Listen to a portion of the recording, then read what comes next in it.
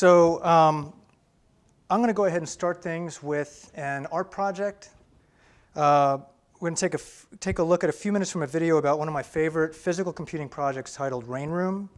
Rain Room debuted in 2012 at the Barbican Gallery in London and was then on display in 2013 at MoMA in New York to lines around the block. Apparently it was the most Instagrammed artwork that year. After that, it went to LACMA in LA until 2017, and it's now on permanent exhibit at the Yuz Museum in Shanghai.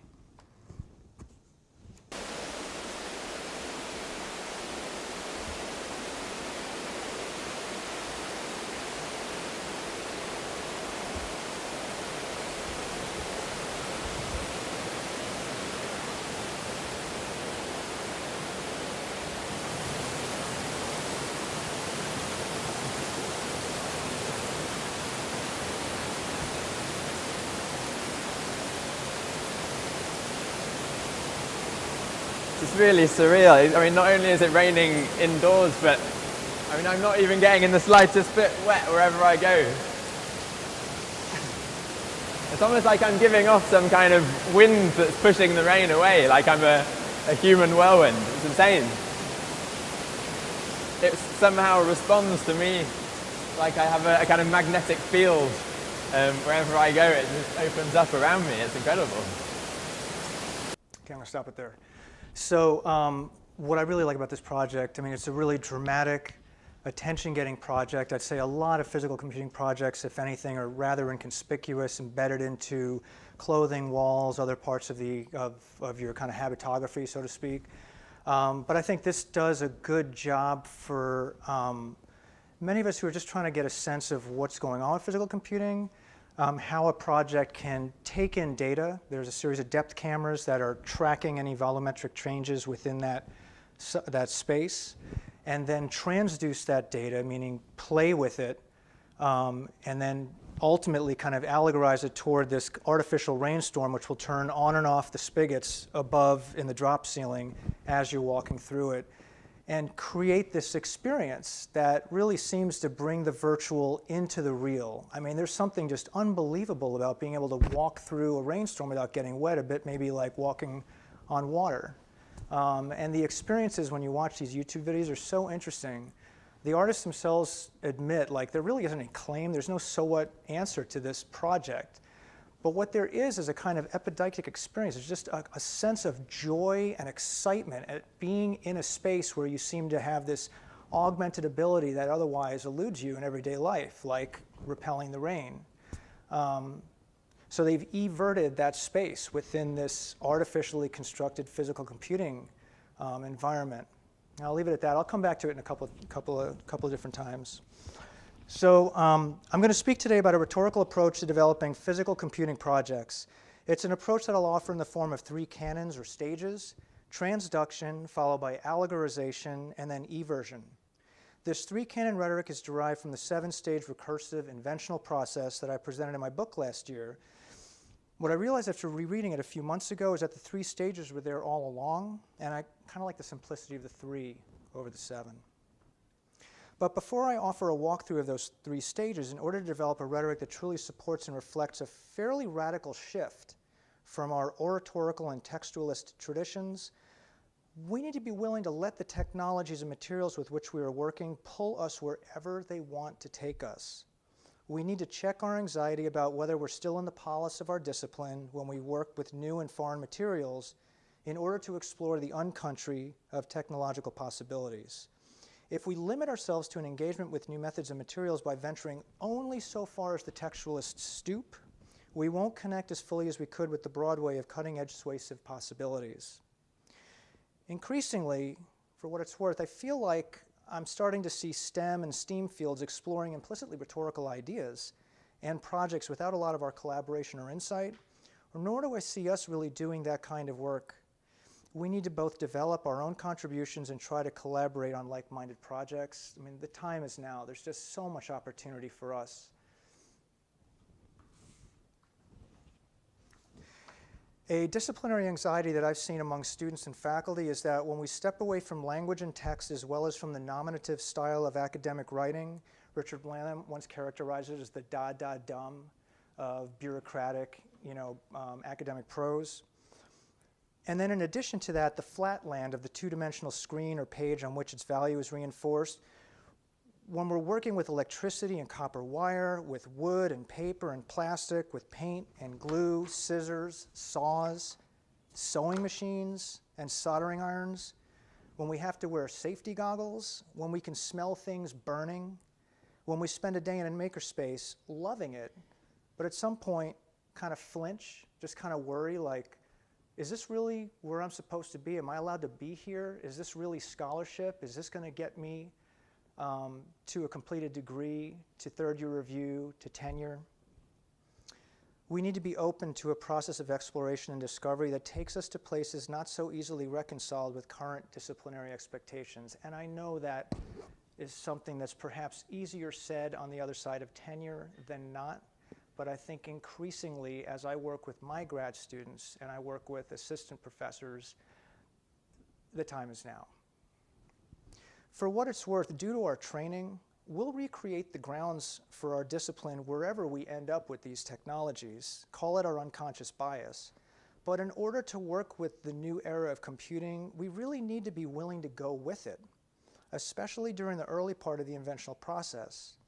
It's a funny thing, but what I see more often than not after a group of students venture far afield from the safety of our disciplinary shores, working on something that seems like it belongs in the arts or design or somewhere else on campus, is that they reconnect the thing with current research. They realize this actually connects to a conversation that's ongoing in one or more of the journals. So, and in fact, one final point related to all this, and I'll qualify it with kind of in my opinion, successful digital media projects, meaning the ones that stand out, that seem new to us or unique, like Rain Room, projects that are compelling and attention-getting and suasive are oftentimes projects for which the designers basically created a new medium for communication within the media that they were working with.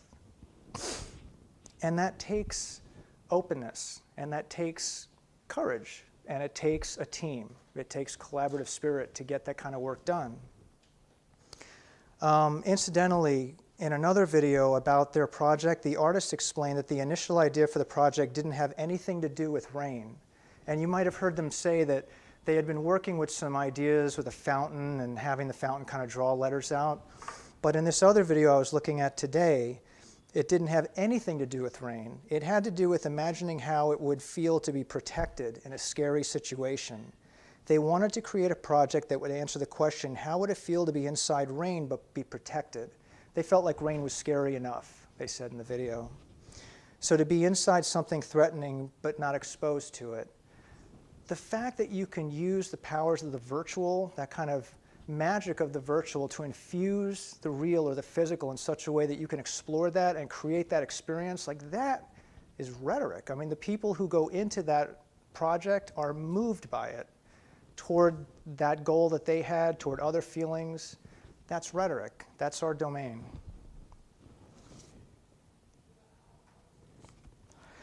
So I don't want to postpone a discussion of the three canons for too much longer, but I think it's prudent that I define physical computing.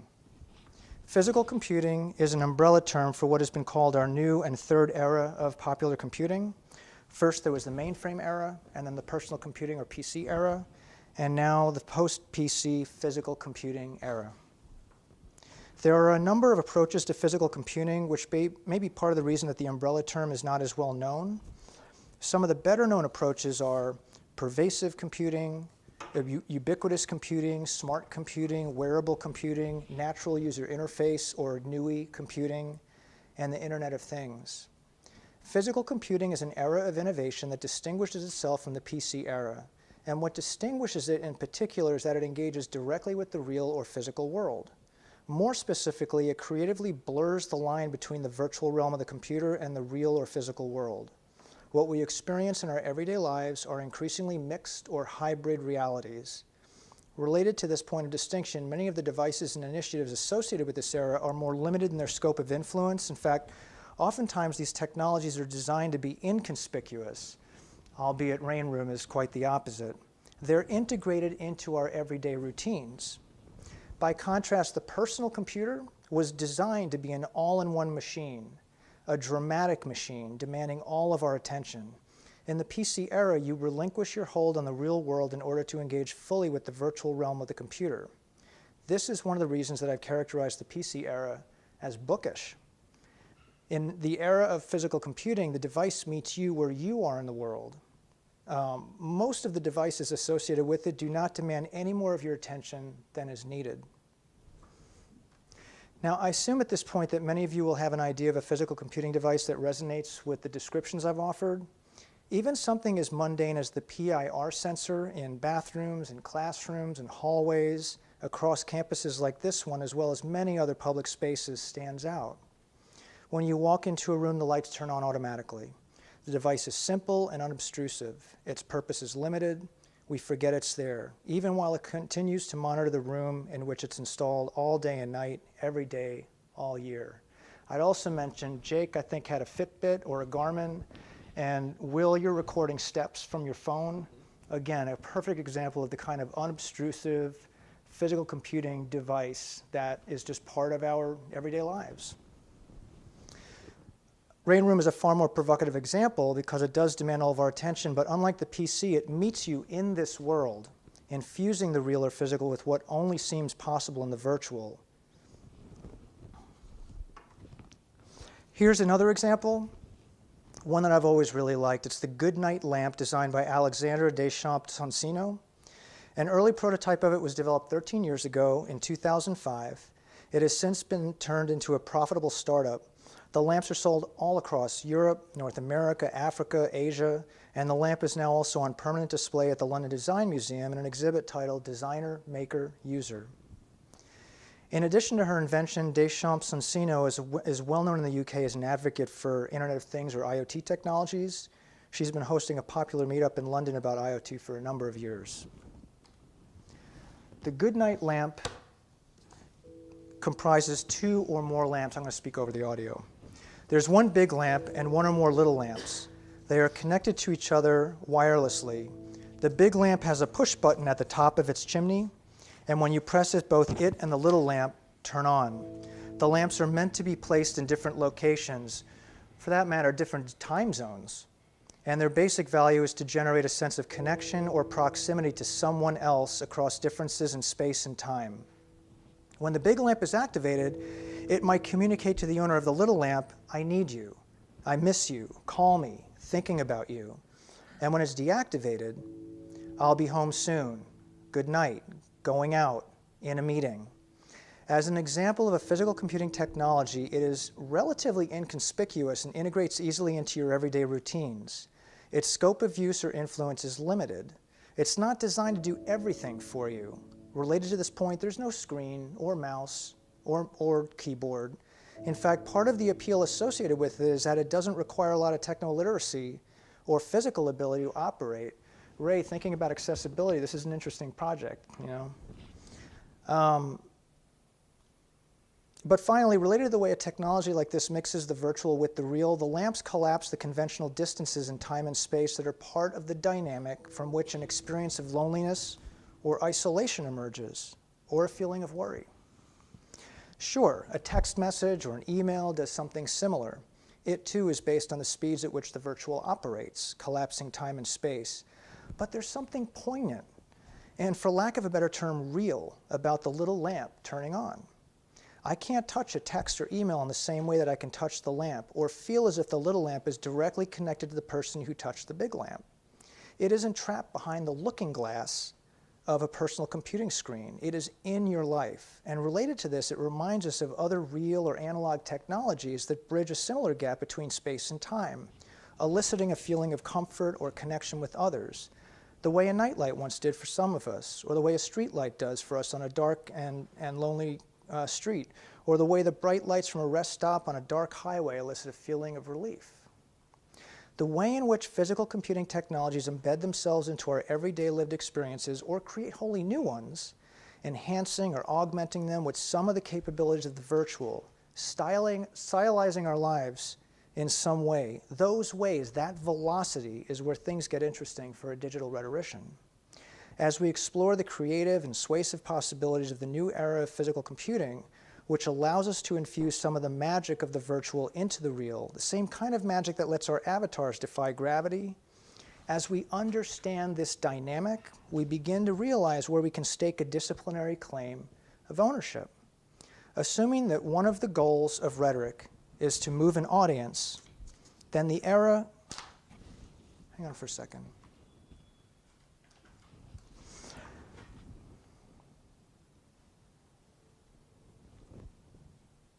Assuming that one of the goals of rhetoric is to move an audience, then the era of physical computing is waiting for us to embrace it fully. The reason is that this new era wants us to change the way a user or audience thinks or feels or relates to some interaction in their everyday lives. Physical computing is all about the stylization of an experience. It's really good at generating what might be called an artful deviation from the conventional expectations of our everyday lives.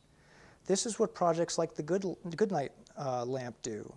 When we create physical computing projects that move an audience toward a new experience, we have stylized an otherwise conventional experience in a new and moving way. For digital rhetors, physical computing is in most ways about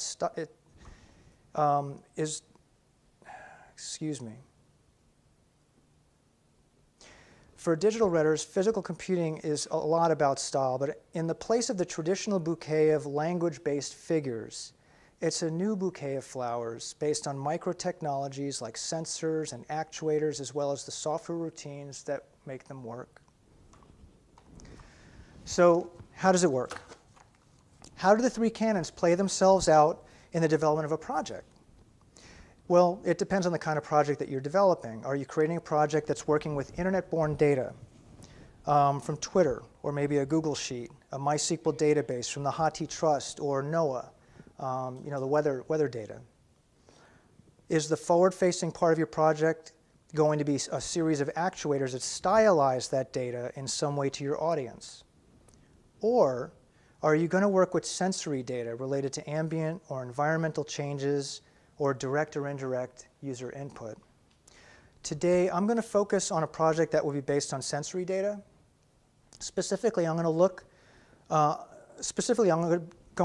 with the setup that my undergraduate students are currently using in a course I'm teaching, English 395, which is Studies in Rhetoric and Digital Media, which is a special topics course for English and Comm majors at NC State. This semester, the topic of my section is Touch Interactive Media with Processing in Arduino. At the heart of the course is the following setup: an Arduino Uno with the MPR 121 capacitive touch sensor soldered to it. And so the Arduino is below this breakout board. What you're looking at here is the MPR 121 sensor and the 12 inputs that are all set up for easy prototyping. It's just such a great breakout board for undergrads who are just getting introduced to this kind of stuff.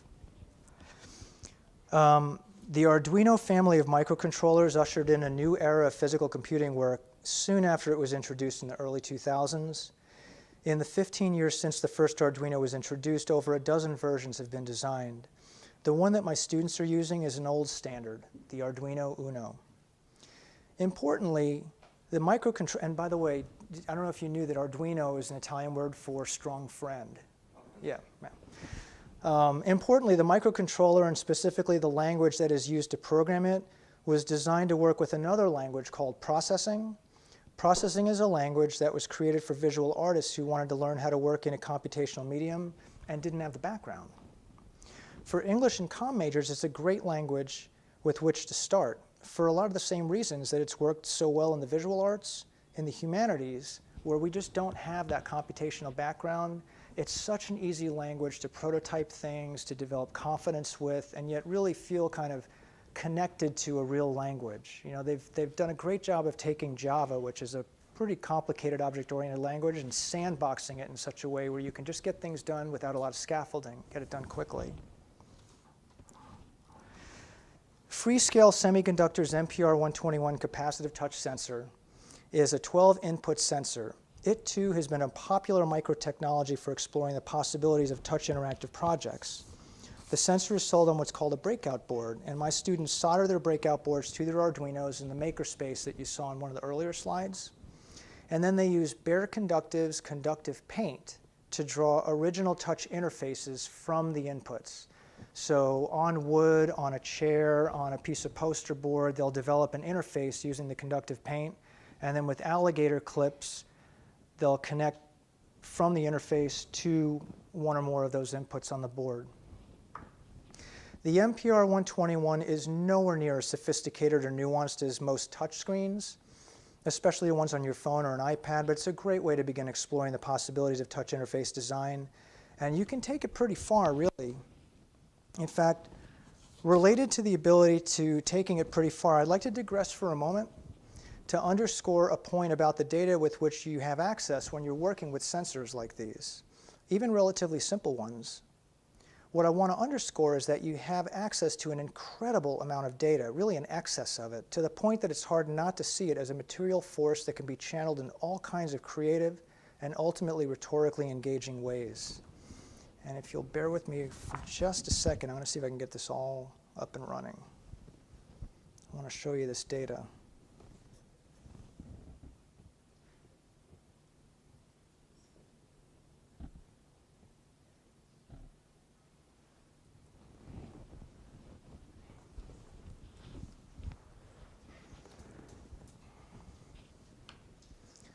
So I have been running the MPR 121 capacitive touch sensor from Freescale Semiconductor for probably about 40 minutes at this point. I started maybe 20 minutes before we got in here, or before I started.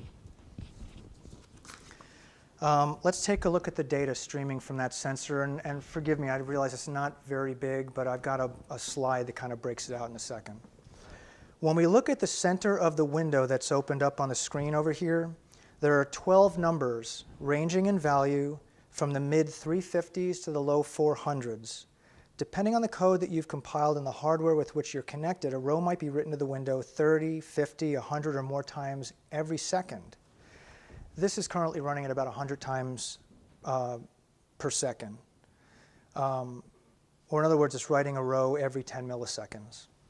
To play this out a bit, that means that 1,200 individual values are written every second, 72,000 values every minute, just over 4.3 million every hour, and millions more every hour while the microcontroller from which those values are being written is plugged in and that window is open.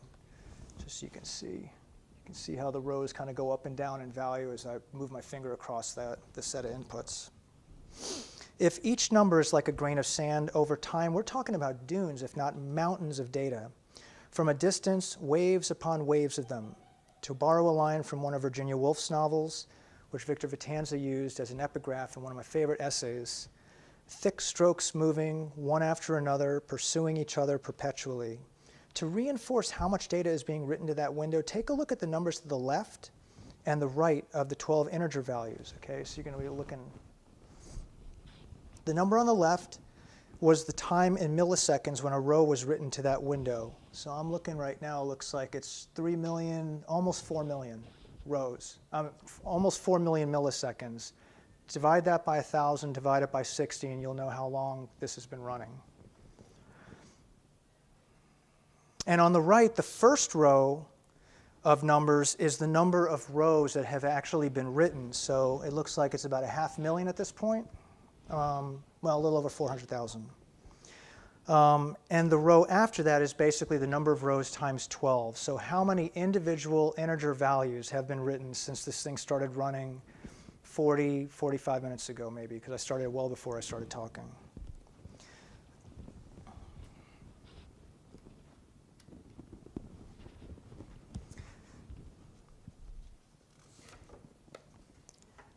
So if we take a look at, oops.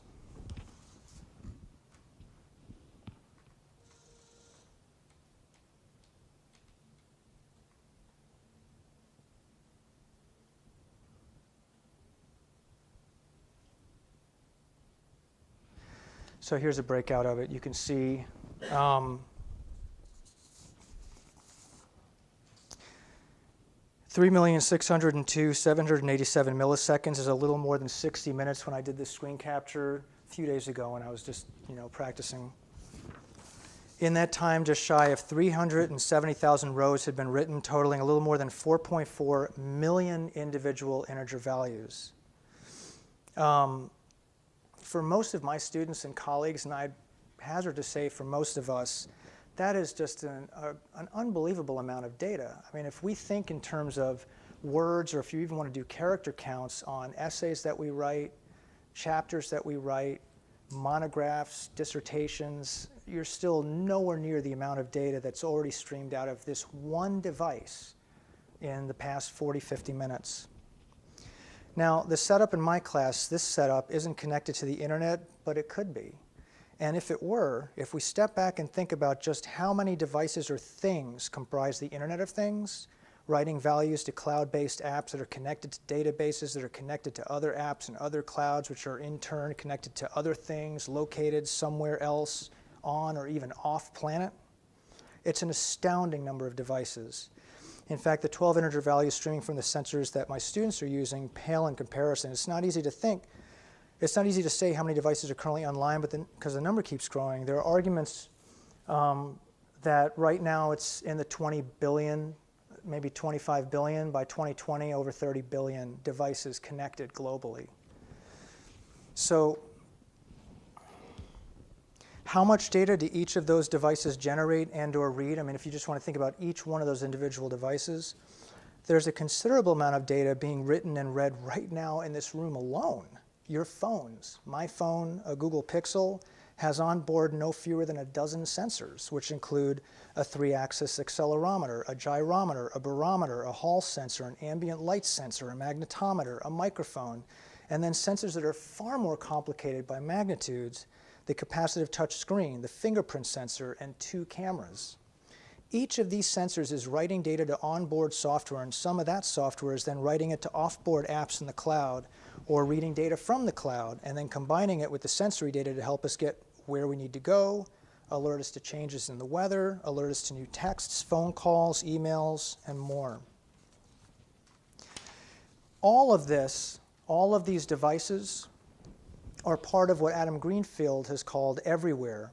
In his book with the same title, Greenfield writes, household objects from shower stalls to coffee pots are reimagined as places where facts about the world can be gathered, considered, and acted upon. And all the familiar rituals of daily life are remade as an intricate dance of information about ourselves, the state of the external world, and the options available to us at any given moment. In all of these scenarios, there are powerful informatics underlying the apparent simplicity of the experience, but they never breach the surface of awareness. So let's now return to those 12 rows of integer values, the 12 integer values. But now think about the tens or even hundreds of thousands of rows of data that have been written by each of your phones in the few minutes during which I've just been talking about the data being written.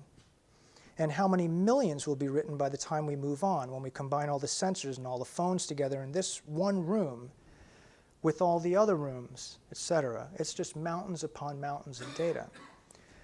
My point about all of this is that the excess of data invites us to think in a new way about information, to think of it really as a force, like wind or rain or fast-moving water, which means that when we transduce this data, we are working not as much with a numerical value that represents a static, unchanging thing, as much as with a force that has been transduced and offered to us, the digital rhetor, as the kind of force with which a computer can work. It's ours then to channel in new and suasive ways back to our audience. So that data can feel overwhelming. It's coming so fast and it never ends, you know? But that's a good thing. It's basically movement, it's velocity, and you can use that rhetorically to all different kinds of ends. Now, getting back to where I'd left off before delving a bit into the implications of data excess, before I digress, I said that the MPR 121 is nowhere near as sophisticated or nuanced as most touchscreens, especially the ones on your phone or iPad, but it's really fun and exciting to work with it. For one, the paint can be applied to most any surface, wood, plastic, In conjunction with conductive paint, these projects can be applied to most any surface, wood, plastic, glass, paper, and more. Also, the paint can be applied to most any object, and the touch surface associated with any one of the inputs can be thin or thick, short or long. This is an interactive mural. Conductive paint has been added throughout this. There may even be paint on top of the conductive paint. It'll conduct right through it. That's then connected to some Arduino or some other kind of IoT-style device, feeding back into that space an interactive experience. You know, everting in some ways the traditional notion of a mural, which is static and unchanging, etc. So you can paint an entire wall with this stuff, but it's non-toxic. You can also paint skin. So you could literally make yourself into a touch sensor, make yourself into a kind of wearable. The creators of, the startup creators of Barrett Conductive have an art background, and before their startup really went profitable, they were developing art projects, experimenting with early prototypes of their paint. So with all of this said, here we are at the beginning, finally. We have a sensor on a breakout board soldered to an Arduino. It's ready to be connected to a desktop computer running processing, and we have some conductive paint ready to go. That's the setup that I wanted to have in mind as I talk about the three canons, okay? Only 60 more minutes to go. Kidding. I read my paper last night, and I had, I forget how many words I had, but it came out to 35 minutes, and Casey had said initially 45, so I was like, oh my God. So I wrote a whole bunch more, and then Casey's like, 35's fine. So I told Casey, well, it's okay, now it's like 75 minutes, so it's all good, you know. So let's talk about the first canon, and we'll just work through the three of them. Transduction. In their book, Physical Computing, Sensing and Controlling the Physical World with Computers, Dan O'Sullivan and Tom Igoe explain that transduction is, quote, about creating a conversation between the physical world and the virtual world of the computer. Incidentally, Igoe was involved in the development of the Arduino in the early 2000s. They go on, writing, the process of transduction, or the conversion of one form of energy into another, is what enables this flow. Your job, rhetor, is to find and to learn to use transducers to convert between physical energy appropriate for your project and the electrical energy used by the computer. So let's think about this for a minute. Transduction is a quote-unquote conversation, but really a kind of translator or mediator between the virtual and the physical. And what that translator does is convert one form of energy into another. When we're working with sensors, we're working with transducers with hard media that can convert various kinds of energy from the physical world into the one kind of energy that computers work with, electricity.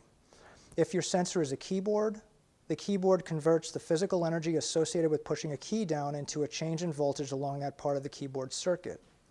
If you're working with an accelerometer, changes in static or dynamic gravity will cause a change in the voltage level of the electricity flowing across it. And if you're working with the MPR121, when a user comes in proximity to or touches one of the inputs, she creates a change in voltage levels.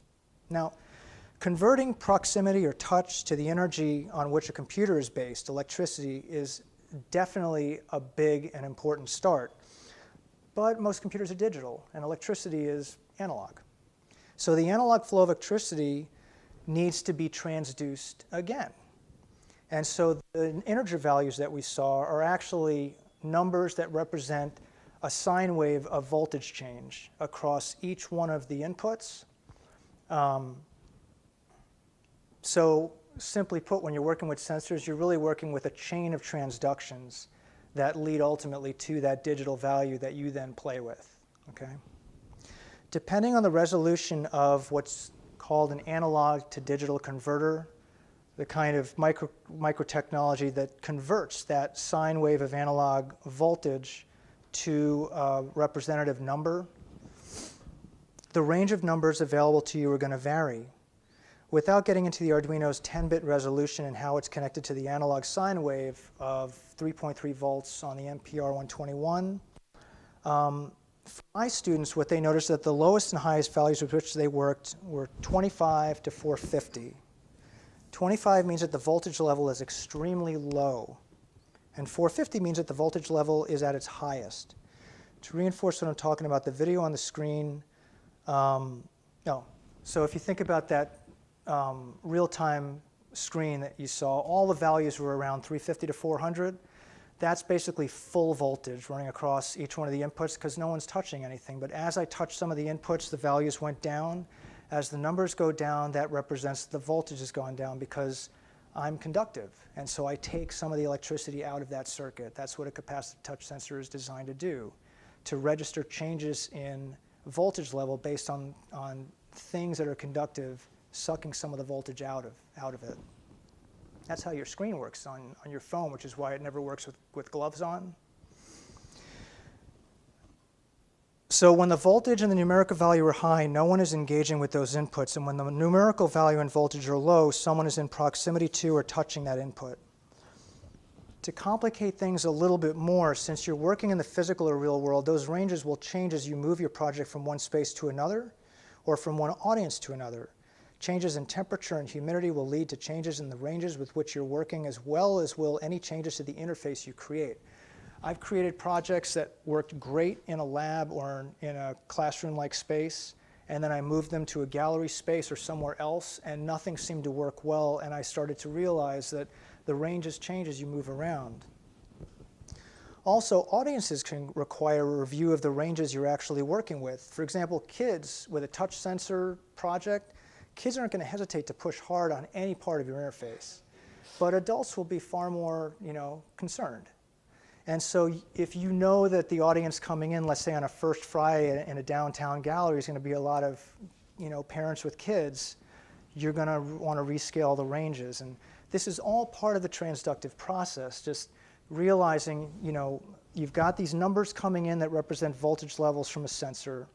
What are the min-maxes? What's the range that you're working with? And then how does that range change based on where things are going? This is all part of this canon of transduction, okay? So just to say it again, for a digital redder working on sensor-based projects, the canon or stage of transduction is focused on the kinds of transducers, meaning, in this case, sensors you might work with, and then the kinds and range of numerical data that you will get from them. Different sensors transduce the energy for which they are designed in different ways, which means that they will offer a different number of data points and oftentimes in different data types or structures. So as a rhetor, every new sensor is a new exploration of how transduction occurs, how it's going to change over time, the ranges you're working with, the data types, et cetera. The MPR 121 is easy. It's integer values, but working with the Connect, it's like 4 or 5 different data types, and each one, it has to be processed in a different way. So that's part of your job, this first canon, to get all of that figured out.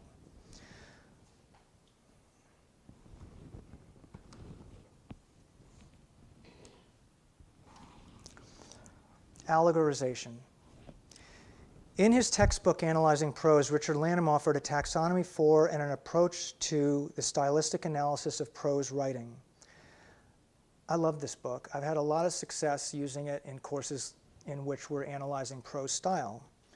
And I've always appreciated Lanham's approach to rhetorical style because it highlights the ways in which language and writing can be used to do things rather than represent meaning. To me, the latter echoes a more traditionally literary approach.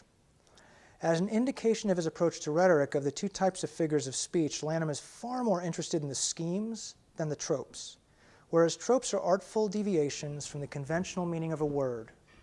Schemes are the artful deviation from the conventional order or arrangement of 2 or more words. When the sounds of words, or the length of words, or the omission of words are repeated, leading to novel and oftentimes complex forms of parallelism and balance, especially in conjunction with what Lanham calls the verb style, a writer can add cadence and rhythm, even melody to what they put down. And they can use that to move readers and audiences. I mean, just think of a speech by a great orator that rises toward a climax through the use of repetitive schemes like alliteration and anaphora, that has you out of your seat cheering alongside the people standing next to you. In addition to this use of stylistic schemes, Lanham writes about something he calls the allegorical style, which is a style that has become so pronounced, so impossible to ignore that it seems to rise off the page, communicating something in its own right. That something might be an idea or concept, a feeling, a state of being or ethos, or something from the ambience of the scene. Writers who can do this oftentimes have the kind of style that we recognize after just a few lines or pages. Plenty of fiction writers do this, but so do some well-known theorists, and Jacques Derrida comes to mind as a brilliant prose stylist. I know he's a bit old school, but I was wondering if Diane would be here. And We'll let her know. Thank you. We'll send her a link to the talk. Awesome. Thinking of Derrida as a thinker who doesn't want to write from some transcendental position, who wants to write from the middle, from the midst of the dynamic in which he is engaged, he invents a style of writing that is allegorical, that communicates allegorically an idea without positioning himself outside of it in order to represent it. There are a few theorists in or around rhetoric and composition who write this way too. Lanham's first example of an allegorical style is an excerpt from Ernest Hemingway's A Farewell to Arms, and I'll go ahead and read. Oh, it was up there. I'll go ahead and read just the part of the excerpt that's relevant here. And I'm just a little bit nervous about time. Maybe I shouldn't be, but we're good? Okay. Here's the excerpt that Lanham uses to kind of first talk about allegorization. Now in the fall, the trees were all bare and the roads were muddy. I rode to Gorizia from Udine on a camion. We passed other camions on the road and I looked at the country. The mulberry trees were bare and the fields were brown. There were wet, dead leaves on the road from the rows of bare trees, and men were working on the road, tamping stone and the ruts from piles of crushed stone along the side of the road between the trees. We saw the town with a mist over it that cut off the mountains. We crossed the river, and I saw that it was running high. It had been raining in the mountains. It's hard to ignore the paratactical and polysyndetic style. Parataxis is a style in which you basically just describe the scene as it is, as it's happening. You don't interpret it for the reader. And the conspicuous use of conjunctions, and, reinforces it well. Digressing for a moment, if you step back and think about it, it's a lot like the spoken style of a child when she's excited and trying to explain what just happened to her. I mean, think about my daughter coming up to me in the playground, and I ask what happened. So-and-so bumped me, and then this happened, and then that happened, and then this happened, and then that. And they just kind of keep speaking about this experience in a paratactical, polysyndetic way. It's the fire hose. It's just raw experience, unfiltered. She didn't have time to process it, to digest it. Parataxis and polysyndeton. And a point worth mentioning is that this would be a stylistic formula for allegorizing that kind of childlike experience. But getting back to Lanham's interest in this passage, Lanham underscores Hemingway's refusal to include any causal relationships in what he describes. Lanham writes, "The obvious because it had been raining in the mountains, the river was running high." Hemingway declines to elaborate. And Lanham's point, when a syntactic pattern becomes so pronounced as this, we suspect that the syntax has become allegorical, has come to be about, in this case, connection, about a refusal to subordinate. The narrator registers things passively. So the style itself is communicating that point. Show, don't tell. I remember my creative writing teacher, Hetty Jones, saying to us at SUNY Purchase. But in addition to the refusal to subordinate, I'd like to point out that that same excerpt seems to be allegorizing something else, perhaps something that precedes Lanham's interpretation. The story is during World War II in Italy. I imagine the narrator is exhausted, just too tired to put things together. Arguably, another thing that this passage allegorizes is the narrator's state of being. When we are exhausted, all we can do is let life wash right over us, passively experiencing it as it rolls by. And this is a great style for that. And incidentally, this looks so much like Cormac McCarthy's On the Road. Very similar style, except his is asyndentic, for what it's worth. Now, it's been a while, but for a few years after I'd left Arlington for Raleigh, I remember thinking about how hot the summers had been in Dallas, so hot that it seemed as if my memories had been flattened out by it and sun-bleached, the colors washed out, sepia memories of my time. If I'd wanted to communicate that at the level of style, showing it, showing that heat in my body, you know, the exhaustion from it, I could do worse than allegorizing it stylistically with this kind of formula. So a style can allegorize an idea or concept, but it can also allegorize a feeling or a state of being. And when it does any of those things, it acts as a kind of transducer. To write allegorically is to write transductively. But moving on, as I thought through the ways in which physical computing projects work, the way some of the more memorable ones tend to stylize our lived experience, I found myself connecting that dynamic to Lanham's description of allegorical style. At first, it occurred to me that that's quite a stretch. But Lanham himself moves on from fairly conventional examples of allegorical style in prose writing to allegorized style in visually experimental, concrete forms of writing, such as Kenneth Burke's flourishes. And I gave a few other examples that moved into digital media in the book, and I concluded that the leap to physical computing is really no more than a casuistic stretch from the original textual and linguistic schemes.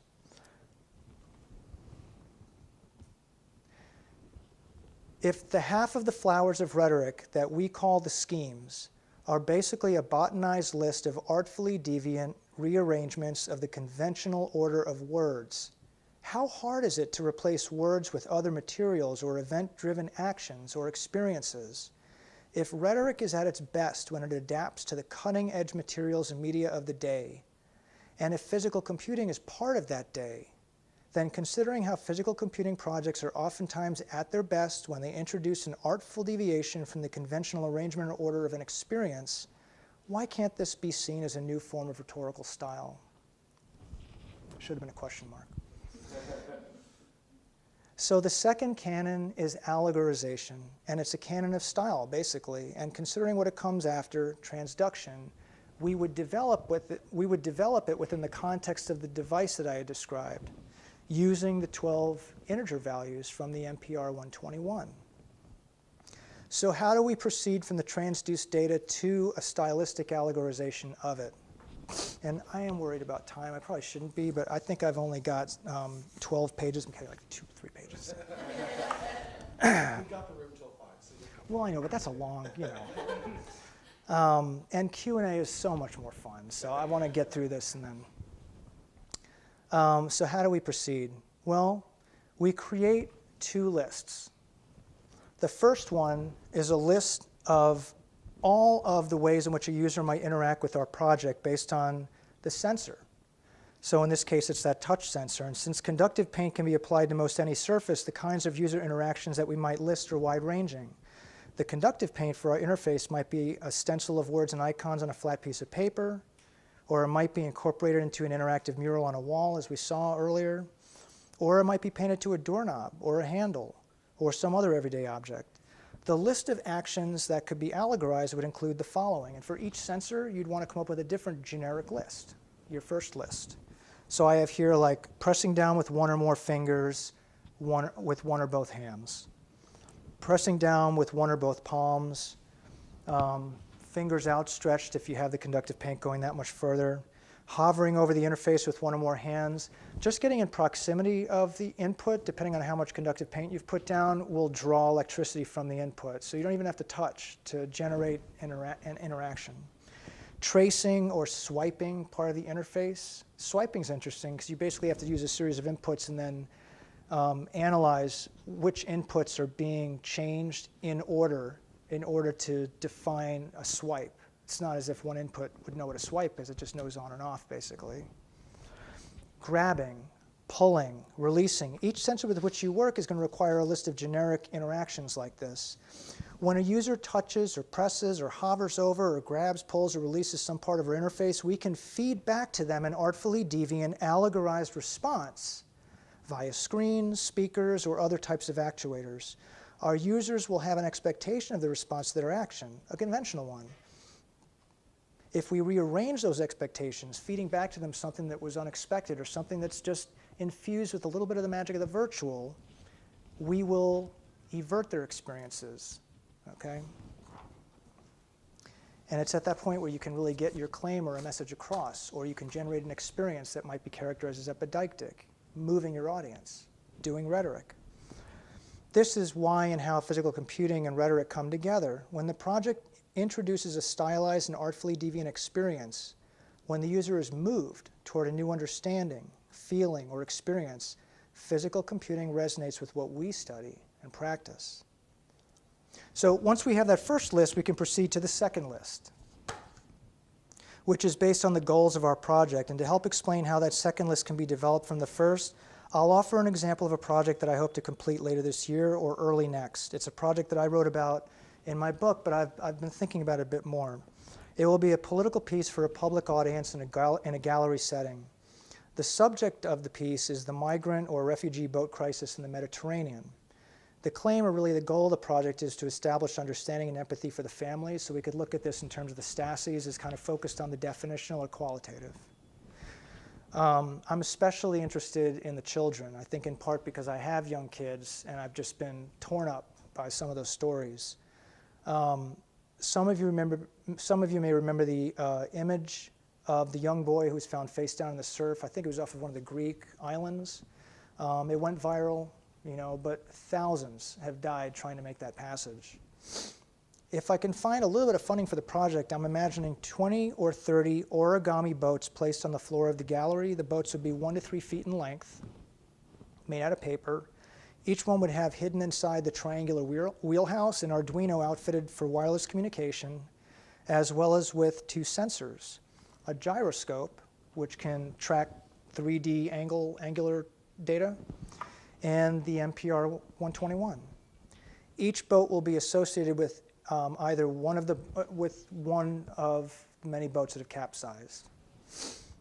Inspired by the image of the origami paper boats in a scene from a story. I don't know how many of you have seen this beautiful piece of literature called Dear Esther that was developed using the Half-Life 2 source engine. There's a scene in which you walk up on a series of origami boats that were created from the love letters that the protagonist has folded up to try and send back. He's marooned on this island. So inspired by the image of the origami boats in that scene from Dear Esther, there will be handwriting and line drawings using conductive paint on each of them, related to the victims who drowned, their names, where they came from, and any other pertinent information. I imagine an enclosed space with surround sound and speakers illuminating 3 of the 4 walls.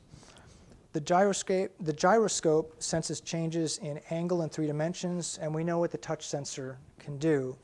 So when someone picks up a boat, the touch sensor would register that the boat has been touched as well as which part of it. And when someone picks up a boat, the gyroscope will register when and how the boat is turned around in someone's hands. One of the stylistic allegorizations that can be developed from the transduced sensory data is that the implicit argument that you, the audience member, has the memory of the lives of the families and children on the boat you are holding in your hands, Meaning you have some responsibility now to remember them, to know something about them. Another one, related to the feedback from the speakers, is to offer a soundtrack and or narrative that is related to the way in which the boat is being handled, which part is touched and how it's being turned around. Another possible allegorization can arise from the wireless network that's established among all the Arduinos, all the boats. So I want all the boats to be networked. So like a string that connects all the boats together, if you pick up one, you're kind of implicitly picking them all up, and you could generate an allegorization based on that relationship. We tend to focus on the thing in front of us, but then if we can allegorize the connection to the bigger picture. So my second list includes when someone touches a boat, they touch the lives associated with that capsizing. When someone picks up a boat, they are taking those stories, those lives in their hands. When you turn the boat in your hands, you unveil parts of their story, further connecting you to them. And then all of the boats, all of the stories and lives are connected. So these are ways in which that data can be transduced and then allegorized, and that experience that someone has, or the ideas that they have, the relationship they have with this entire story, this tragedy, is everted. I hadn't been sure how to move forward with this project. Well,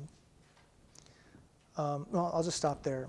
So just a few more minutes. I actually just was going to say fairly little about the third canon, in part because I thought it was relatively intuitive, and I really like the idea we get to Q&A. The third and final canon is eversion, a term that William Gibson introduced as an update to the concept of cyberspace. In 2010, in an op-ed in the New York Times titled Google's Earth, Gibson introduced the term as follows.